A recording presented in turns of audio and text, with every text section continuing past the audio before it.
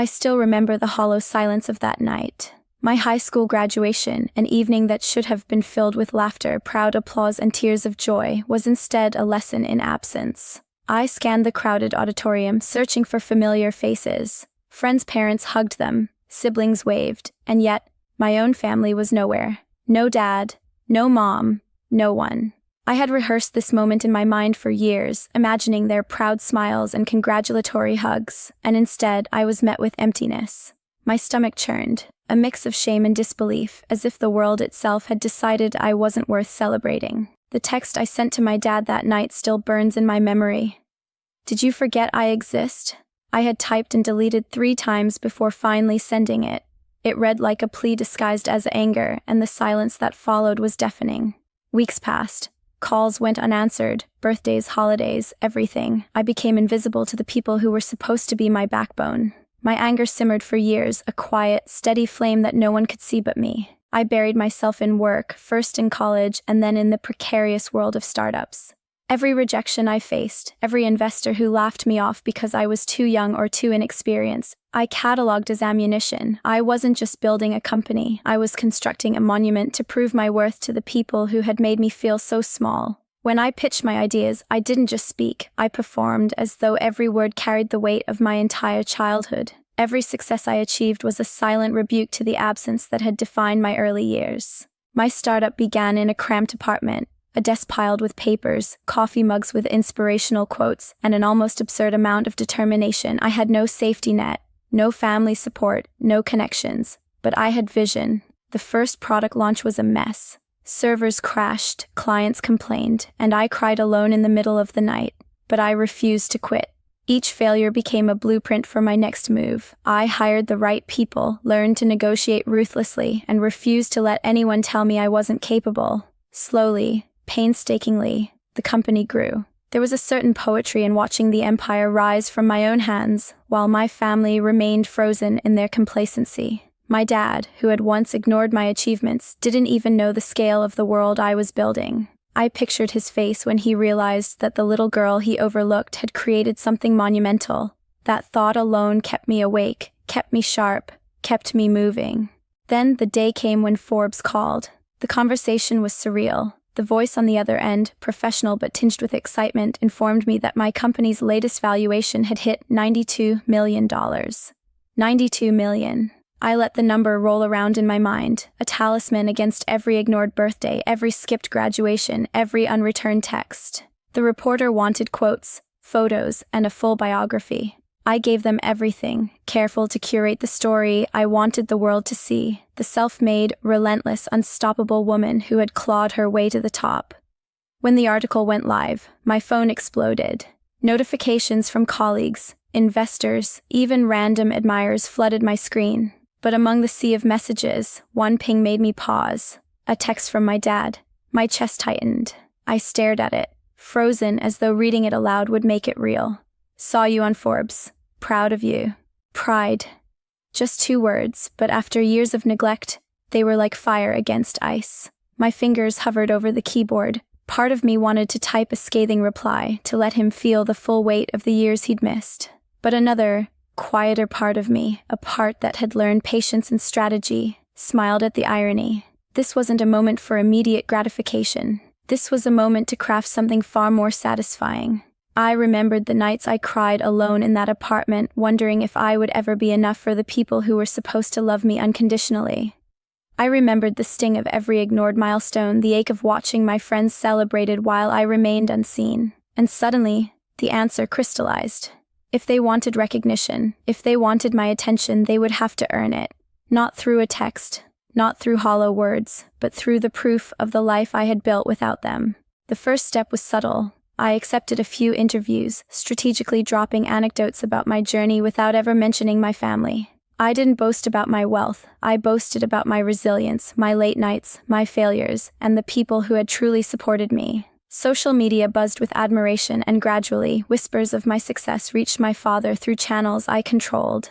I wanted him to understand, truly understand, that I had become someone he couldn't ignore.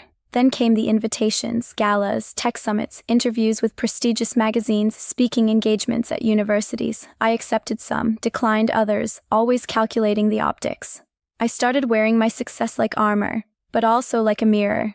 Every interaction, every handshake, every mention of my name was a quiet echo of the years they hadn't celebrated me. I watched my father's reactions with a mixture of satisfaction and a cold, clinical curiosity. He called sporadically, sometimes under the guise of casual conversation, other times more tentative, almost apologetic.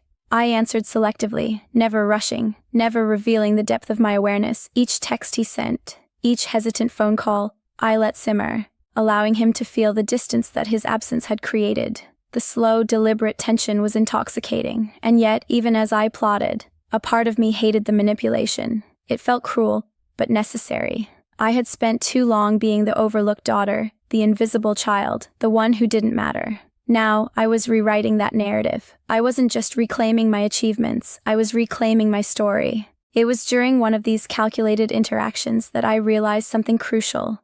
Revenge wasn't about destruction, it wasn't about showing anger or humiliation. True revenge was the art of making someone understand their mistake without uttering a single vindictive word. I had power now.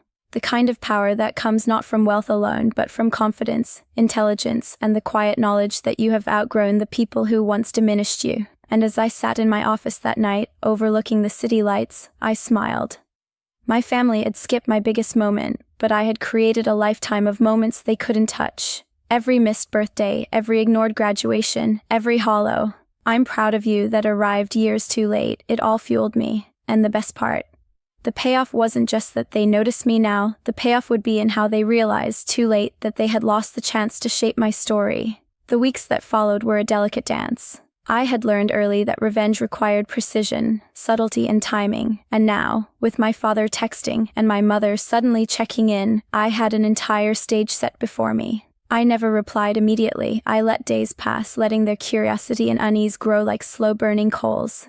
Each unanswered message was a reminder of the years they had ignored me. Each delayed reply a quiet assertion of control. My father, the first to reach out, started with tentative questions about my company. How's the team? Did the Forbes thing blow up?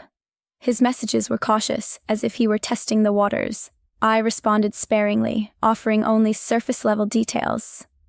I learned quickly that restraint was more powerful than indignation. The more I withheld, the more they wanted in. They were discovering, in real time, what it felt like to be left in the shadows. Then my mother appeared in my life again, appearing at an industry gala under the pretense of attending as a supporter. She didn't approach me directly, of course. I saw her from across the room, lingering near the periphery, adjusting her gown nervously, scanning for a chance to be acknowledged.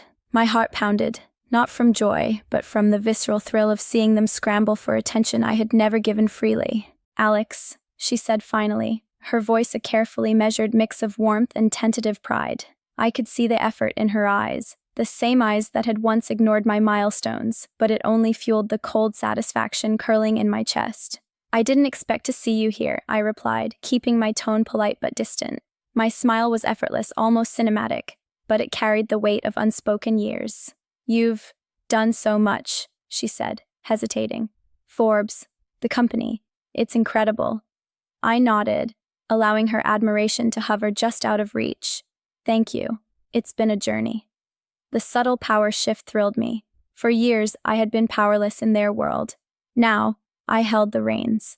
They had no idea how much they had underestimated me, how their absence had fueled every long night, every painstaking decision, every risk I had taken. Their recognition was nothing but icing on a cake I had baked alone, and the sweetness was exquisite. I began to weave my next layer of strategy. Invitations from media outlets, conferences, and panels gave me the perfect stage to broadcast my success without ever speaking of my family.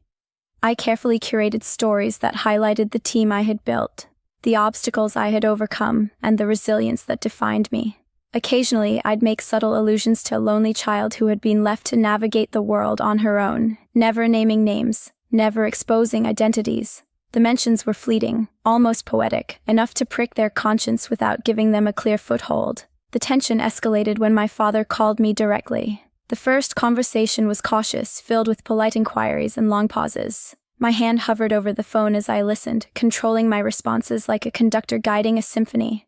I saw the article, he said finally, his voice low, almost sheepish. I never realized. You never realized what? I asked, my voice calm, almost curious. That I missed everything. I missed you, he admitted, his words faltering. Your graduation, your birthdays. All those moments. I'm sorry. I let the apology sit like a stone in the space between us. You're right, I said finally. You did miss a lot, and that's on you. There was a silence long enough for him to feel it, and I relished it. No tears, no dramatics, just the quiet gravity of truth. For years I had begged for acknowledgement, for presence, for love. Now, I offered only measured recognition. I didn't need him to grovel. I needed him to understand fully the weight of absence. I began to subtly manipulate the perception of my family within my company and public circles. Stories about my journey were reframed to highlight resilience and independence. Colleagues, investors, even journalists noted how I had built an empire from nothing. Every award I received, every accolade I accumulated, was carefully documented. I made sure the Forbes piece didn't just showcase wealth, it showcased character, intelligence, and leadership. The narrative was clear. This was a woman who had succeeded despite neglect, who had thrived because no one believed in her. And my family noticed. I saw it in my father's lingering glances during Zoom calls, in my mother's sudden over-attentiveness, in the way they subtly tried to interject themselves into my world. But I kept them at arm's length. They didn't earn proximity, they were merely observers now. The real turning point came when I orchestrated a private gala, a celebration of my company's latest milestone. Invitations went to investors, key partners, and the press. My parents received theirs late, deliberately, with no fanfare, no expectation of attendance. I didn't even expect them to come. They were so out of touch with who I had become that they likely assumed it wasn't meant for them. When they arrived, nervously clutching their coats, the scene was already alive with energy. People they didn't know, colleagues, investors, journalists, greeted me with admiration and respect. I watched my parents scan the room, slowly realizing they were not the center of attention. Their faces betrayed the dawning comprehension that their daughter had built something monumental without them, and they were mere spectators. You did all this? My mother whispered, her voice trembling slightly. Yes, I replied, smiling but keeping my tone steady. And I did it alone. The sting in their eyes was intoxicating. Not humiliation, not anger, but a quiet, deep acknowledgement of what they had missed. I could see the internal reckoning, the realization that their neglect had consequences. Every missed birthday, every skipped recital, every graduation they ignored. They were seeing the sum of it now. And I wasn't cruel. I let them watch. I let them feel. But I didn't humiliate. True satisfaction, I realized, didn't come from breaking them. It came from demonstrating that their absence had only made me stronger, smarter, more unstoppable. I let them witness the life I had forged in the shadow of their indifference, and that was worth more than any confrontation or argument. By the end of the night, I had cemented my position, not just in business, not just in media, but in the quiet, unassailable truth that I no longer needed their approval. They could text, call, or try to interject themselves, but I held the power. Every step of the way, I controlled the narrative. As I stood alone later, surveying the gala from a balcony, the city lights reflecting off the windows, I realized the transformation was complete. I was no longer the overlooked daughter. I was the woman who had reclaimed every inch of her story, who had taken the pain of absence and turned it into a ladder to climb higher than anyone had expected. And the final act, the true revenge, was still waiting. I had lured them into seeing the impact of their neglect. The satisfaction would come not from a dramatic confrontation, but from the subtle, inescapable acknowledgement of their mistakes. The stage was set, the audience present, and the payoff would be unforgettable. The final act of my plan unfolded with a quiet, deliberate precision. I didn't need a confrontation. I needed a revelation. Months had passed since the gala, but the ripples of my success were still spreading. Investors who had once doubted me now sought my counsel. Mentors who had ignored my potential were now flattering my brilliance. And through it all, my parents hovered at the edges of my life, like moths drawn to a flame they had nearly let burn out. I arranged a private board meeting to announce our latest acquisition, a major competitor that had laughed at me years ago. The press was invited, but selectively. I wanted the moment to be intimate enough that my parents would witness the scale of what I had achieved, without it feeling orchestrated. They arrived as expected, hesitant and ill at ease. Their eyes widened when they entered the sleek conference room, the walls lined with accolades, patents and photographs chronicling the growth of my company. "Welcome," I said, voice steady and commanding, as they took tentative seats at the back. "I wanted you both here to see firsthand what has been accomplished." My father swallowed, his jaw tight.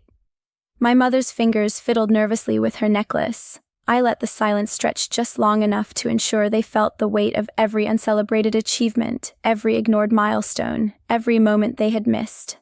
I spoke to the board, not them, though they were the true audience. I outlined the acquisition, the strategic reasoning, the projected growth. Investors nodded, journalists scribbled notes, and my parents sat frozen, absorbing the magnitude of the empire I had built without them. After the meeting, I invited them to a private dinner at my penthouse. The city sprawled beneath us, lights glittering like a constellation I had mapped myself. Finally, I allowed the moment I had been crafting for years to arrive. "I imagine this feels surprising," I said, my voice softening. "It does," my father admitted, eyes fixed on the skyline. "I didn't realize how much you've done, how far you've come." I smiled faintly, a mixture of satisfaction and something gentler. Something almost like release. "I've had to build my life without you, but I wanted you to understand the consequences of that absence. Not just the wealth, but the resilience, the independence, the strength." My mother's eyes shimmered. "We should have been there, every step. We were wrong." I nodded. "Yes, you were, and now you see it. Not because I needed your validation, but because the world has acknowledged it. And because I am not the little girl who waited for you anymore. I am me, and I am enough." The realization hit them slowly. It wasn't just wealth or recognition, it was the truth they had ignored for years, now undeniable in a way they could neither contest nor dismiss. The slow piercing ache of absence they had inflicted on me became mirrored in their own silent remorse. I reached into my pocket and handed them a small, elegantly bound book. "This is my memoir in progress," I said. "Every lesson, every obstacle, every triumph. You'll see the story of the woman you failed to see when she was just a girl." My father flipped through it, hands trembling slightly. He looked up at me, unable to speak. My mother's lips quivered, tears brimming, but I didn't soften further. I let the weight of the book and everything it represented speak for me. This was the ultimate nonviolent revenge. They could see, they could read, they could feel, but they could never erase the years they had missed. Over the next months, I maintained a delicate balance. I welcomed cautious involvement from my parents, but always on my terms. They attended company events, met with key partners, and occasionally dined with me, but always with the understanding that I was in control. My past hurt was acknowledged, but no longer allowed to dominate the present. They had finally learned that love withheld was not harmless, and that neglect came with consequences they could feel, not through punishment, but through the undeniable success and independence of the child they once ignored. Every time my father called to offer advice or my mother shared a fleeting prideful comment, I remembered the nights I cried alone, the years of absence, the silent agony of being unseen. I let them speak, but I held the power of discernment. They were finally participants in my life, but I was the architect, the author, the one who dictated the terms. The revenge was complete, not with anger or confrontation, but with undeniable proof. I had taken the hurt and forged it into fuel, turning absence into strategy, neglect into ambition, indifference into relentless determination. I didn't just succeed, I transformed every slight into a stepping stone, every ignored milestone into evidence that I was unstoppable. One evening, alone in my penthouse overlooking the glittering city, I allowed myself a moment of quiet reflection. I remembered the hollow auditorium, the ignored graduation, the absent applause, and I smiled. Not with bitterness, but with triumph. My family had finally understood. They were late, painfully so, but they understood. And I didn't need their constant validation anymore. I had validation in every achievement, in every boardroom, in every accolade, in every life I touched through my company and my influence. I poured a glass of wine, lifted it in a silent toast to the child who had waited too long, and whispered, "We made it, after all."